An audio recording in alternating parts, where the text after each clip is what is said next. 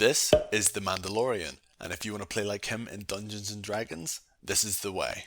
Here are the goals for this build. He uses blasters, so we want a handheld ranged weapon. He tracks people down for a living, and he also earned the dark saber in combat. Stay tuned until the end to see how we did, and don't forget to subscribe. Din Djarin is a human. We are taking the variant human option to get a starting feat. Sharpshooter prevents disadvantage on long range, ignores half or 3/4 cover, and before you make an attack with a ranged weapon you are proficient with, you can choose to take a -5 penalty to the attack roll, adding +10 to the attack's damage. Variant humans get a proficiency in one skill of your choice. Pick Insight. Mando tends to follow his gut. Using point buy, select 10 strength, 15 dexterity, 14 constitution, 8 intelligence, 15 wisdom and 8 charisma. Racial bonuses increase dexterity and wisdom to 16. Sword's Coast Adventurer's Guide introduced Urban Bounty Hunter as a background choice, however it was designed as an enhanced criminal background. Introduced at the same time was Mercenary Veteran, which was built on the original soldier background. We will take this because Mando is more honourable than a criminal, as he was part of a strict Mandalorian organisation known as the Tribe. We get athletics and persuasion proficiency. First level begins with Fighter. We get a fighting style taking archery to offset some of the penalty from Sharpshooter. We get Second Wind, allowing you to use a bonus action to regain hit points equal to 1d10 plus your fighter level once per short rest. And we get 2 skill proficiencies, take survival and perception. I know some people think it's heavy armor, but Mando really looks like he's wearing half plate, so we will be using medium armor for this build. Your main weapon will be a hand crossbow, but if you can also get a heavy crossbow for longer distance shots and a knife, then great. Second level stays with Fighter. We get the action surge feature, letting you take 1 additional action on your turn once per short rest. Third level in Fighter gives us a martial arts type. In a high fantasy universe, Mando would look to the arcane instead of gadgets to aid him in combat, so we are picking Eldritch Knight. You get spellcasting from the wizard spell list using intelligence as your spellcasting stat. You learn 2 cantrips, picking light and booming blade. You now have a flashlight and a vibro knife just like Mando. You learn 3 first level spells, 2 of which have to be abjuration or evocation. Our 3 picks are going to be shield, which is your small amounts of Beskar armor taking the hits, magic missile, which is your whistling birds, and then finally burning hands for your flamethrower. Level 3 Eldritch Knights also get a weapon bond. Once bonded, you can't be disarmed of that weapon unless incapacitated, and you can summon it to your hand as a bonus action. You can be bonded to 2 weapons but can only summon 1 at a time. 4th level in Fighter, we get our first ability score increase. Take the Crossbow Expert feat. This lets us ignore the loading quality of crossbows, which is good timing as you will soon see. Being within 5 feet of a creature usually imposes disadvantage on ranged attacks, however it doesn't when you have this feat. In addition, when you take the attack action with a one-handed weapon, you can bonus action attack with a hand crossbow. This means you can use your hand crossbow to attack, then bonus action to attack it again. 4th level Eldritch Knights also get another first level spell, take protection from evil and good.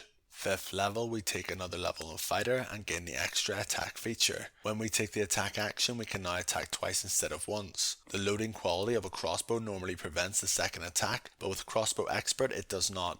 6th level, we take our first level in Ranger. Choose your favourite enemy and natural explorer terrain. Mando usually hunts humans in the desert, but Jawas are pretty much space goblins, so pick that as your second humanoid. You get a Ranger proficiency, select animal handling. 7th level, we take our second level in Ranger. You get another fighting style. Defense gives you +1 AC, adding another bit of Beskar to Mando's armor. 2nd level Rangers also get spellcasting, using Wisdom as the spellcasting modifier. Select Hunter's Mark, increasing your damage output and tracking, and absorb elements which we can put down to your Beskar armor. 8th level, we take our 3rd level of Ranger. You get an additional spell, take Zephyr Strike. This is an easy way of giving yourself advantage on one weapon attack roll when it is most important, also improving the damage. 3rd level Rangers get a Ranger Conclave. We take the Hunter subclass, picking the Horde Breaker ability as part of the Hunter's Prey feature.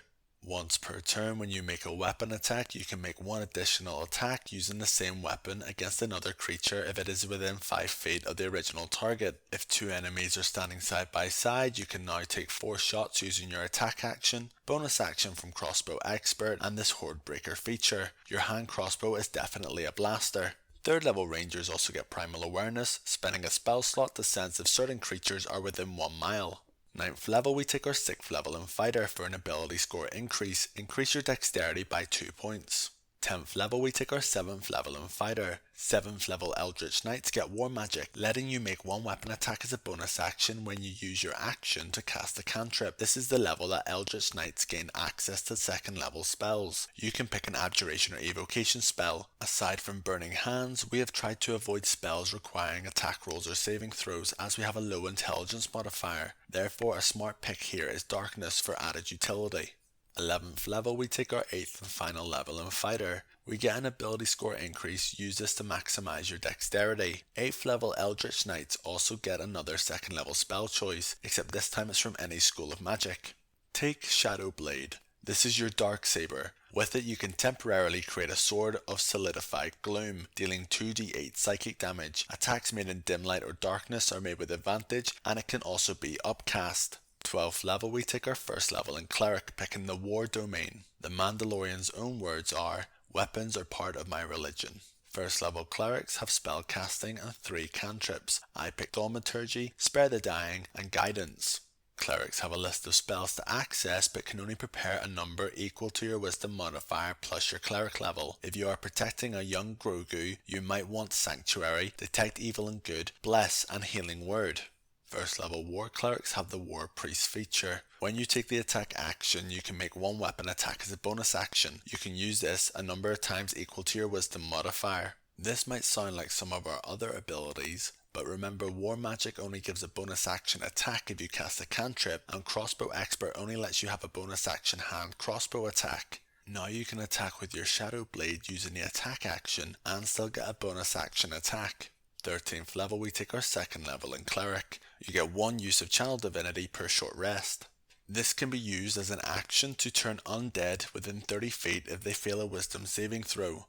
War Clerics can also use it for Guided Strike, letting you add +10 to an attack roll of yours. The decision to use the +10 can be made after the roll, but before the outcome. 14th level we take our 3rd level in Cleric, getting access to 2nd level Cleric spells. Blindness/Deafness is one of Mando's flash charges. Your years of experience lets you give sage advice by casting the Enhance ability spell. Hold Person, Zone of Truth, and Calm Emotions all seem like useful spells for a bounty hunter. 15th level we take our 4th level in Cleric, getting an ability score improvement which we put into Wisdom. 16th level we take our 5th level in Cleric, where we get the Destroy Undead feature. This means that undead creatures that fail your turn undead Channel Divinity are instantly destroyed if their challenge rating is at or below half CR. 5th level Clerics get access to 3rd level spells. With you on your friend's side, you are probably a beacon of hope. Spirit Guardians can also be flavoured as a form of your Whistling Birds too, and don't forget Sending for those long distance communications. 17th level we take our 6th level in Cleric. Your uses of Channel Divinity increases to 2 per short rest. War Domain Clerics can now use their Channel Divinity to give the +10 bonus to another creature's attack roll within 30 feet as a reaction. 18th level we take our 7th level in Cleric. This gives us access to 4th level spells like Death Ward, Freedom of Movement, and Locate Creature, which Mando would use to track down his adopted kid. 19th level we take our 8th level in Cleric. We get another ability score increase to maximize our wisdom score. 8th level War Domain Clerics now benefit from Divine Strike. Once per turn, one of your attacks deal an extra 1d8 of the weapon's damage type. 20th level we either take our 4th level in Ranger for the ability score increase, which is my preferred choice, or you can take the 9th level in Cleric if you wanted access to 5th level spells. The ASI can be used for an increase in Constitution, the Tough Feat, the Lucky Feat, or if you wanted something a bit less cliche, then maybe the Medium Armor Master Feat. Now for some clarity. We didn't take Artificer because although Mando is wise enough to select great weapons and apply their usage, he isn't an engineer or inventor. Some of the reasons I considered Artificer were for the repeating shot infusion, enhanced defense infusion, and maybe Artillerist for a flamethrower cannon. These are things I can accomplish with Crossbow Expert, Defense Fighting Style, and Burning Hands. In the same vein, I didn't take Forge Cleric because Mando isn't the Forge worker of the tribe. If you wanted Battle Maneuvers, Martial Adept, and the Superior Technique Fighting Style are 2 ways to add them into this Mandalorian build without changing the core build. Something to note is that from level 4 onwards, you're actually great with nets. Sharpshooter removes disadvantage at its long range of 15 feet, and Crossbow Expert removes disadvantage at its short range of 5 feet. Without these, nets are usually always at disadvantage. With your 2 levels of War Cleric, you can throw a net as an attack action, then add +10 to the attack roll with your Channel Divinity to ensure a hit. When a net hits, the creature is automatically restrained until it uses its own action to make a strength check. When you throw a net, you can only make 1 attack per action type used, neutralizing extra attack. However, if you can attack with another action type like War Priest bonus action, then you can now shoot the restrained creature with your crossbow. Attacks against restrained creatures are at advantage. So did we achieve our goals? We wanted a pistol-like blaster, and our hand crossbow meets the mark. It is shooting multiple times per turn, and the damage of each attack can be stacked with either Hunter's Mark or Divine Favor, in addition to Sharpshooter. This can be boosted once per turn with Divine Strike, when Hordebreaker conditions are met, and by the use of Action Surge. As a ranger who has advantage to track humans and goblins, knows how to navigate the desert, and has a +11 to Insight, Perception and Survival, it is safe to say we're a good bounty hunter. This is before throwing in spells like Locate Creature. For our Darksaber, we upcast Shadow Blade. We have multi-class spell slots of up to 6th level, so you can use a 5th level slot to create the 4d8 variant of Shadow Blade. On that note, you can use the 6th level slot to upcast Spirit Guardians for creatures close by, or Magic Missile for creatures further away. One thing I will say is if you can get a hold of adamantine armor, it certainly helps feel like you're wearing Beskar. So there you have it, the Mandalorian in Dungeons & Dragons. Subscribe so you don't miss my next video, and leave a comment for any suggestions. I'll see you next time, and thanks for watching.